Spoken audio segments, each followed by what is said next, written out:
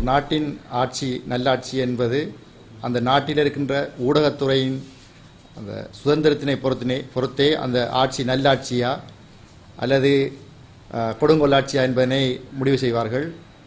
கடந்த காலத்திலே இந்த நாட்டில் ஏற்பட்டிருந்த நிலையினை ஊடக ஒடுக்குமுறை வைத்தே கணிப்பீடு செய்யப்பட்டிருந்தது. அதே நிலைமை இன்று இடம்பெற்று வருவதை காண முடிகின்றது.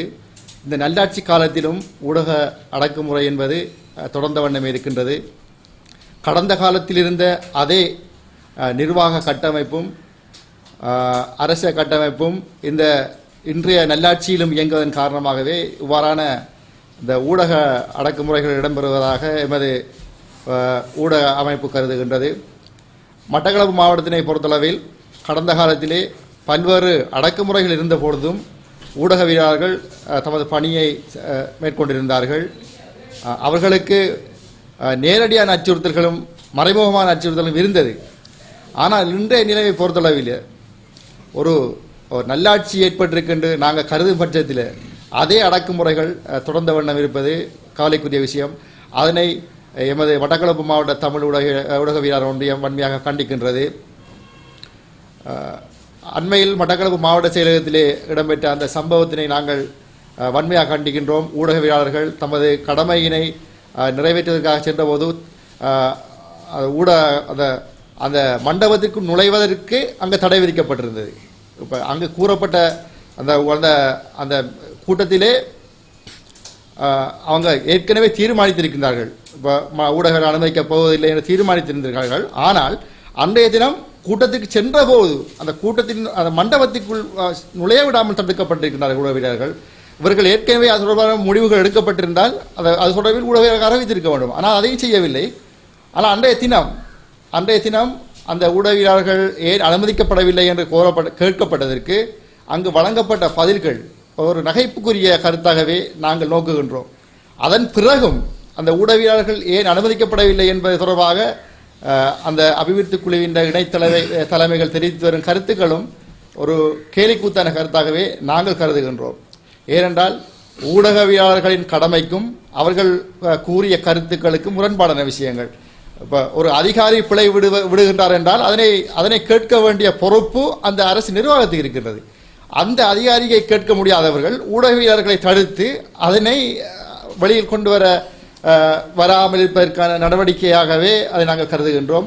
இவ்வாறான செயற்பாடுகளை மட்டக்களப்பு மாவட்ட தமிழ் ஊடகவியலாளர் ஒன்றியம் வன்மையாக கண்டிக்கின்றது. எதிர்காலத்திலே மட்டக்களப்பு மாவட்டத்தில் சிறந்த ஊடக கலாச்சாரத்தை கட்டியெழுப்ப வேண்டும், சிறந்த ஊடகவியலாளர்களை உருவாக்க வேண்டும் என்று கருதினால் இவ்வாறான ஊடக அடக்குமுறைகள் ஊடக அச்சுறுத்தல்கள் நீக்கப்பட்டு ஊடகவியலாளர்கள் தமது கடமையினை சிறப்பான முறையில் செய்வதற்கான அந்த வழியை ஏற்படுத்த உரிய தரப்பில் நடவடிக்கை எடுக்க வேண்டும். அதே போன்று மட்டக்களப்பிலே இன்று ஏற்பட்டிருக்கின்ற இந்த நிலைமை தொடர்பில் ஊடக அமைச்சர், ஜனாதிபதி ஆகியோர் கவனத்தில் கொண்டு அதற்கான நடவடிக்கைகள் எடுக்க வேண்டும் என்று மட்டக்களப்பு மாவட்ட ஊடகவியலாளர் ஒன்றியத்தின் சார்பாக நாங்கள் கேட்டுக்கொள்கின்றோம். தூண் என்று சொல்லப்படுகின்ற இந்த ஊடகத்துறையானது ஒரு நாட்டில் இருக்கின்ற நீதி, நிர்வாகம், பாதுகாப்பு துறைகளுக்கு வழிகாட்டியாக அந்த துறைகள் விடுகின்ற தவறுகளை சுட்டிக்காட்டி உண்மைகளை வெளிக்கொண்டு வந்து வழிநடத்துகின்ற ஒரு துறையாகத்தான் இந்த ஊடகத்துறை இருக்கின்றது. அவ்வாறான செயற்பாடுகளில் ஊடகவியலாளர்களும் ஈடுபடுகின்ற போது அந்த ஊடகவியலாளர்கள் மீது நேரடியாகவும் மறைமுகமாகவும் பல்வேறு விதமான அச்சுறுத்தல்கள் நடைபெற்றுக் கொண்டிருக்கின்றது. குறிப்பாக மட்டக்களப்பு மாவட்டத்தை பொறுத்தவரையில் அண்மை காலமாக ஊடகவியலாளர்கள் போலீஸ் நிலையங்களுக்கு அழைக்கப்படுவதும் அத்தோடு மறைமுகமான ரீதியாக பல நிர்வாக அதிகாரிகளினால் அச்சுறுத்தப்படுகின்ற செயற்பாடுகள் தொடர்ந்து கொண்டே இருக்கின்றது. குறிப்பாக கடந்த 4ஆம் மாதம் போலீஸ் நிலையத்திற்கு ஒரு ஊடகவியலாளர் அழைக்கப்பட்டு அவர் விசாரணைக்கு உட்படுத்தப்பட்டிருந்தார். அதன் பின்னர் தொடர்ச்சியாக இந்த கடந்த மாதம் கூட அவர் மீண்டும் ஒரு முறை போலீஸ் நிலையத்துக்கு அழைக்கப்பட்டு விசாரணைகளுக்கு உட்படுத்தப்பட்டிருக்கின்றார். இதைவிட கடந்த 28/12/12ஆம் மாதம் 28ஆம் தேதி 2016ஆம் ஆண்டு அரசாங்க அதிபர் காரியாலய மாவட்ட செயலகத்திலே நடைபெற்ற அபிவிருத்தி மீளாய்வு கூட்டத்திலே ஊடகவியலாளர்களுக்கு மறுப்பு தெரிவிக்கப்பட்டிருக்கின்றது. இந்த மறுப்பு குறித்து நாங்கள் மாவட்ட அபிவிருத்தி குழுவிடம் வினாவிய போது அவர்கள் பல்வேறு முரண்பட்ட கருத்துக்களை ஒவ்வொரு நேரமும் மாறி மாறி சொல்லிக் கொண்டிருக்கின்றார்கள். உண்மையில் என்ன காரணத்திற்காக அந்த மாவட்ட செயலகத்திற்கு ஊடகவியலாளர்கள் உள்ளே அனுமதிக்க மறுத்தார்கள் என்பது இன்னும் எங்களுக்கு சரியாக தெரியவில்லை.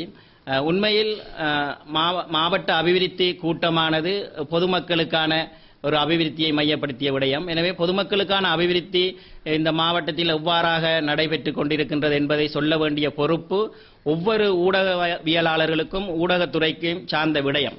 அதனை மூடி மறைத்து அங்கு அந்த கூட்டம் முடிவடைந்த பின்னர் தான் நாங்கள் எங்களுடைய விடயங்களை சொல்லுவோம், என்ன நடந்தது என்று சொல்லுவோம் என்பது எந்த நடுநிலையோ எந்த உண்மைத்தன்மையோ உறுதிப்படுத்தாத விடயமாக இருக்கும். எனவே நாங்கள் அந்த ஊடகவியலாளர்களை அங்கு அனுமதிக்காத விடயத்தினை நாங்கள் எமது தமிழ் ஊடகவியலாளர் சங்கத்தின் சார்பாக வன்மையாக கண்டிக்கின்றோம்.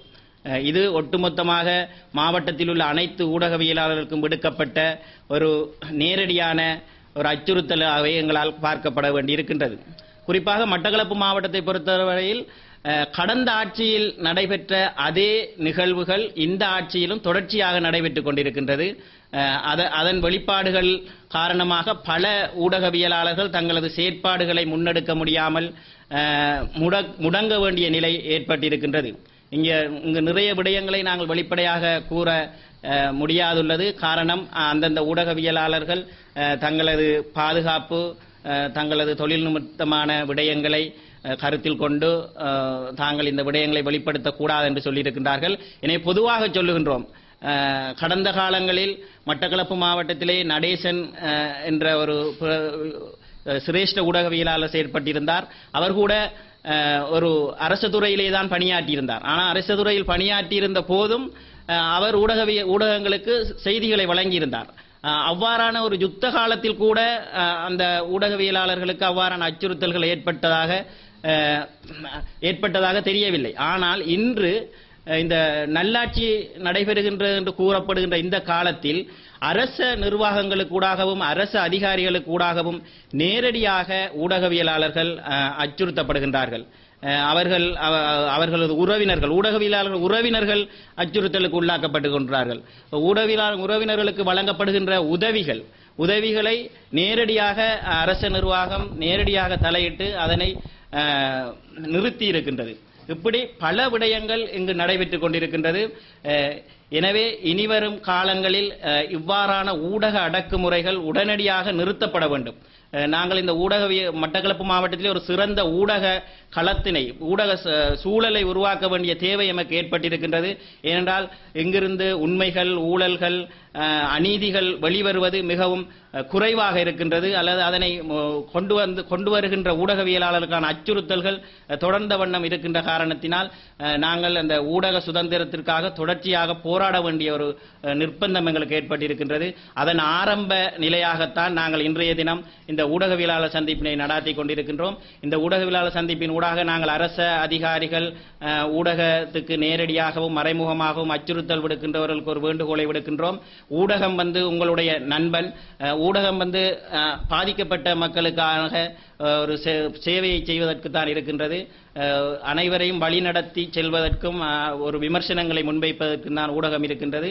அதனை ஏற்றுக்கொண்டு அதற்கான ஆதரவினை தருவதற்கு அனைவரும் முன்வர வேண்டும். இனியும் இது போன்ற ஊடக அடக்குமுறைகள் மட்டக்களப்பில் தொடருமாக இருந்தால் நாங்கள் வீதிக்கு இறங்கி போராட்டங்களை நடத்த வேண்டிய நிர்பந்தத்திற்கு உள்ளாக்கப்படுவோம் என்பதனை நாங்கள் தெரிவித்துக் கொள்கின்றோம். அத்தோடு இங்கே மாவட்டத்திலே இருக்கின்ற அரச நிர்வாகங்கள், ஏனைய நிர்வாகங்களுக்குள் ஊடகவியலாளர்களுக்கு நடைபெறுகின்ற அந்த நிகழ்வுகளில் ஊடகவியலாளருக்கான இடங்கள் ஒதுக்கி தரப்படுவதில்லை. ஊடகவியலாளர்களுக்கு முதன்மையாக இடங்கள் வழங்கப்படுவதில்லை. ஊடகவியலாளர்கள் மதிக்கப்படுவது குறைவு. அநேகமானோர் நினைக்கின்றார்கள் ஊடகத்துறை என்றால் எடுப்பார் கைப்பிள்ளை போன்று இருக்க வேண்டும் என்று. ஊடகத்துறை என்பது ஒரு எடுப்பார் கைப்பிள்ளை அல்ல. ஊடகவியலாளர்களும் எடுப்பார் கைப்பிள்ளையாக செயற்பட முடியாது. ஊடகவியலாளர்கள் தொடர்ந்தும் அவர்களது பணியை நேர்த்தியாக செய்து கொண்டிருப்பார்கள். அதற்கான ஆதரவினை எமது மாவட்டத்தில் உள்ள அனைவரும் தந்துதவுமாறு நாங்கள் இந்த நேரத்திலே கேட்டுக்கொள்கின்றோம். ஒரு சம்பவம் உண்மையில் ஒரு வேதனையான விடயம். கடந்த 4ஆம் மாதம், அதுவும் ஒரு சித்திர வருட பிறப்பு கொண்டாடி கொண்டிருக்கும் போது ஏறாவூர் போலீசாரினால் எனக்கு அழைப்பாணை ஒன்று அனுப்பப்பட்டிருந்தது. அந்த அழைப்பாணையில் என்ன காரணத்திற்காக அந்த அழைப்பாணை அனுப்பப்பட்டது என்று கூட குறிப்பிடப்படவில்லை. ஆனால் சரோஜா தேவி என்கின்ற ஒருவரினால் அந்த முறைப்பாடு செய்யப்பட்டதாக எனக்கு அழைப்பு விடுக்கப்பட்டிருந்தது.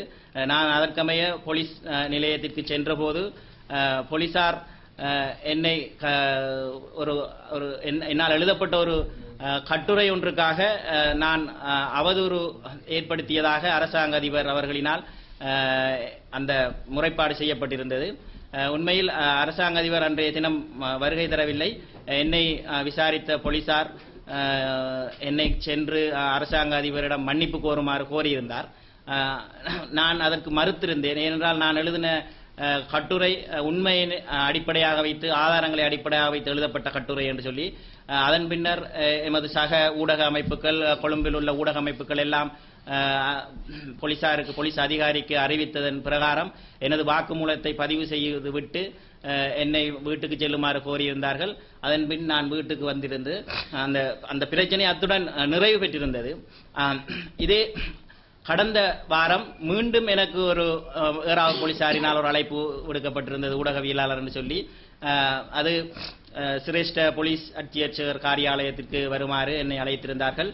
நான் அங்கு சென்றபோது அங்கு எனக்கு ஒரு வேதனையான விடயம் என்னென்றால், மீண்டும் அரசாங்க அதிபர் அவர்கள் போலீஸ் ஆணைக்குழுவுக்கு ஏற்கனவே நடைபெற்ற விசாரணை மட்டக்களப்பு போலீசாரினால் உரிய முறையில் நடத்தப்படவில்லை என்று மட்டக்களப்பு போலீசாரினையும் குற்றம் சாட்டி மீண்டும் என்னை விசாரணை செய்யுமாறு போலீஸ் ஆணைக்குழுவுக்கு அவர் அனுப்பி வைத்த முறைப்பாட்டிற்கு அமைய என்னை அழைத்து விசாரித்திருந்தார்கள். குறிப்பாக நான் ஊடகவியலாளர் இல்லை என்ற வாதத்தை அவர் முன்வைத்திருந்ததாகவும், அதற்கான ஆதாரங்கள் என்னிடம் கோரப்பட்டிருந்தது, அதற்கான அடையாள அட்டைகள் கோரப்பட்டிருந்தது. இது ஒரு உண்மையாகவே ஒரு வேதனையான விடயம். எவ்வாறு எனது ஊடக செயற்பாட்டை முடக்கலாம் என்பதற்கான ஒரு உத்தியாகவே நான் இதை பார்க்கிறேன். தொடர்ச்சியாக அச்சுறுத்தல்கள் விடுப்பதன் மூலம் நாங்கள் இந்த மாவட்டத்திலே இருக்கின்ற ஊழல்கள், முறைகேடுகளை வெளியில் கொண்டு வராமல் தடுக்கலாம் என்று நினைக்கின்றார்களோ தெரியவில்லை. அந்த விசாரணையின் நான் தெளிவாக குறிப்பிட்டிருந்தேன். என்னிடம் ஆதாரங்கள் ஒன்று, அந்த கட்டுரைக்குரிய ஆதாரத்தினை சில மாதங்களுக்கு பின் அரசாங்க அதிபரே ஒரு வைபவத்தில், ஒரு நிகழ்வில் குறிப்பிட்டிருந்தார். அதிகாரிகளுக்கும் எனக்கும் இடையில் நிறைய வேறுபாடுகள் இருக்கின்றது, அரசு அதிகாரிகள் லஞ்சம் பெறுகின்றார்கள், ஊழல் இருக்கின்றது என்று அவரே ஏற்றுக்கொண்டிருந்தார் அரசாங்க அதிபர். அப்ப அந்த லஞ்சம் பெறுகின்றவர்களை, அந்த ஊழல் செய்கின்றவர்கள் வெளிக்கொண்டு வருகின்ற பொறுப்பு ஊடகங்களுக்கு இருக்கின்றது. அதைத்தான் நாங்கள் இந்த மாவட்டத்திலே செய்து கொண்டிருக்கின்றோம். அவரே அதை கூறிவிட்டு ஊடகங்கள் அதை வெளியிலே பொய் சொல்கின்றது அல்லது இவ்வாறு பிரச்சாரம் செய்கின்றார்கள் அல்லது அவதூறு செலுத்துகின்றார்கள் என்று சொல்வது வேடிக்கையாக இருக்கின்றது. எனவே எங்களது பணி அதனை மக்களுக்கு வெளியில் கொண்டு வந்து தெரிவிப்பதுதான். அதற்காகத்தான் இந்த அடக்குமுறைகள் எல்லாம் மேற்கொண்டிருக்கின்றார்கள். இதைவிட எனது ஒரு சகோதரியின் உதவி திட்டத்தை கூட நேரடியாக அரசாங்க அதிபர் அவர்கள் நிறுத்தி இருக்கின்றார். அது பற்றி நாங்கள் விசாரணை செய்த போது நேரடியாக எனது சகோதரி கூறியிருந்தார், ஒரு ஆமி விசாரணை கூட இவ்வாறு நடந்ததில்லை, தொடர்ச்சியாக என்னை ஒரு ஆமி கூட அப்படி விசாரித்திருக்க மாட்டார்கள், ஒரு ராணுவ விசாரணை கூட இவ்வாறு இருக்காது, என்னை அடிக்கடி கேள்வி கேட்டுக் கொண்டிருக்கின்றார்கள்.